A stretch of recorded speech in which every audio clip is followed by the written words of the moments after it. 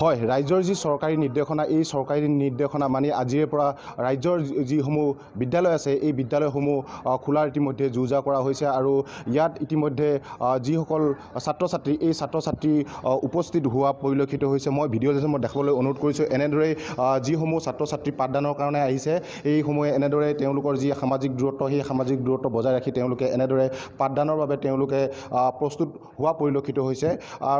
আৰু যি Covid protocol যি ইয়াত যি বিদ্যালয়খনত ইয়াৰ যি বিদ্যালয় কৰ্তৃপক্ষ আছে এই বিদ্যালয় কৰ্তৃপক্ষই তেওঁলোকে চেনিটাইজৰ ব্যৱস্থা কৰিছে আৰু তেওঁলোকৰ যি উষ্ণতা যি পৰীক্ষণ সেই পৰীক্ষণৰ ব্যৱস্থা কৰা হৈছে। এই যি বিদ্যালয় কৰ্তৃপক্ষই ছাত্ৰ ছাত্ৰীসমূহ ইতিমধ্যে ইয়াত আহি উপস্থিত হৈছে যদিও কিন্তু আজি প্ৰথম দিনা হোৱা হেতুকে ইয়াৰ যিসমূহ ছাত্ৰ ছাত্ৰী এই ছাত্ৰ ছাত্ৰী কিছু কম সংখ্যক ছাত্ৰ ছাত্ৰী ইয়াত উপস্থিত হোৱা পৰিলক্ষিত হৈছে। মই আমাৰ যি জাগিৰোড উচ্চতৰ মাধ্যমিক যি বিদ্যালয়ৰ যি প্ৰিন্সিপাল অধ্যক্ষ মহোদয় আছে আমি তেখেতৰ সৈতে কথা পাতিবলৈ চেষ্টা কৰিম। কি ক'ব আজিৰে পৰা নতুনকৈ যি বিদ্যালয় এই বিদ্যালয়সমূহ খোলা হৈছে?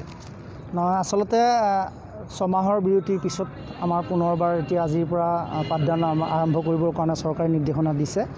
গতিকে সেই নিৰ্দেশনা মৰ্মে আমি যিখিনি প্ৰট'কল আছে গোটেই প্ৰট'কলখিনি ৰক্ষা কৰি ইতিমধ্যে চেনিটাইজাৰৰ পৰা ধৰি গোটেই কামবিলাক ইতিমধ্যে আমি কৰা শেষ হৈছে। আজি আকৌ থাৰ্মেল যি স্কেনাৰ আছে সেই স্কেনাৰলৈ প্ৰতিগৰাকী ছাত্ৰ ছাত্ৰীকে আমি এণ্ট্ৰি পইণ্টত তেওঁলোকক আমি কি কৰিছোঁ পৰীক্ষা কৰিছোঁ, যাতে যি নিৰ্দেশনা আছে সেই নিৰ্দেশনাৰ মতেদি আমি তেওঁলোকক এণ্ট্ৰি কৰিব দিছোঁ।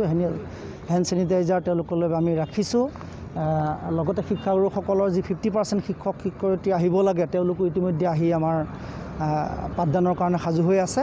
আৰু ইয়াত আমি ভাবিছোঁ ছাত্ৰ ছাত্ৰীসকলে অকণমান ভয় পাই আছে, যিহেতু এইটো এটা মহামাৰী। গতিকে সেই ভয়টো আঁতৰাবৰ কাৰণেও আমি যিখিনি নিৰ্দেশনা আছে সেই নিৰ্দেশনা মৰ্মে আমি তেওঁলোকক প্ৰতিটো ৰুমত 6 ফুট দূৰত্বত ৰাখি তেওঁলোকে যাতে পাঠদান সহজতে গ্ৰহণ কৰিব পাৰে। আৰু ইয়াতে ইতিমধ্যে আমি জনাইছোঁ, ইয়াৰ আগতো জনাইছোঁ যে আমি ছাত্ৰ ছাত্ৰীসকলক ৰুমৰ ভিতৰত প্ৰৱেশ কৰোঁতে যাতে তেওঁলোকে ভয় নাখায় তাৰ কাৰণে মই নিজাববীয়াকৈ বিদ্যালয়ৰ তৰফৰ পৰা ৰঙৰ ব্যৱস্থা কৰিছোঁ, যাতে নতুনকৈ কিবা এটা তেওঁলোকে পায় যে মনত ভাৱ এটা হয় যে নাই এইটো খুব পৰিষ্কাৰ হৈ আছে, তেওঁলোকে যাতে সেইখিনি ৰক্ষা কৰে। সেই ধৰণৰে আমি যিমানখিনি পাৰোঁ আমাৰ ফালৰ পৰা চৰকাৰী নিৰ্দেশনা মতে আমি গোটেই কামখিনি কৰিবৰ কাৰণে চেষ্টা কৰিছোঁ। হয়, নিশ্চয়কৈ এতিয়া ক'ব লাগিব যে বিদ্যালয়খনত যি ছাত্ৰ ছাত্ৰীৰ সুবিধাৰ্থে বিদ্যালয়খনত সম্পূৰ্ণৰূপে এই বিদ্যালয়খনত পৰিষ্কাৰ পৰিচ্ছন্নকৈ ইয়াত বিদ্যালয়ৰ যি পাঠদান এই পাঠদান আৰম্ভ কৰা পৰিলক্ষিত হৈছে। মই ভিডিঅ'ত মই দেখাবলৈ অনুৰোধ কৰিছোঁ।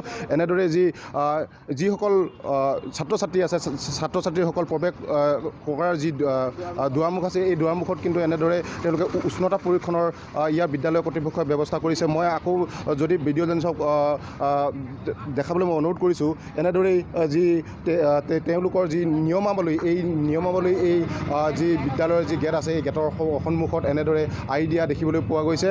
আজিৰে পৰা নৱম, দশম আৰু একাদশ আৰু দ্বাদশ যি শ্ৰেণীৰ এই শ্ৰেণীৰ পাঠদান যি ক'ভিডৰ মাজতে এনেদৰে পাঠদান হোৱা পৰিলক্ষিত হৈছে।